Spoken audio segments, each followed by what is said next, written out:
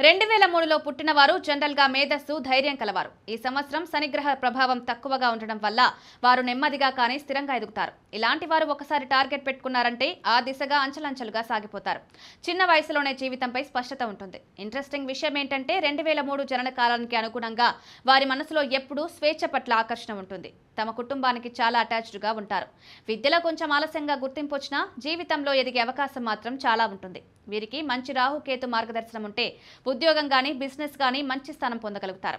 స్నేహితులను చాలా జాగ్రత్తగా ఎంచుకుంటారు. ఎవరికైనా సహాయం చేయాలన్న మనసుతో ఉంటారు. కానీ ఒకసారి బాధపడ్డాక మళ్ళీ పర్సనల్ బౌండరీలు పెడతారు. 2003లో జన్మించిన వారు 2025-30 మధ్య జీవితంలో మేజర్ టర్నింగ్ పాయింట్ ని ఎదుర్కొంటారు. ఇది కెరీర్ లెవెల్లో గానీ వ్యక్తిగత జీవితంలో గానీ ఎంతో కీలకమవుతుంది.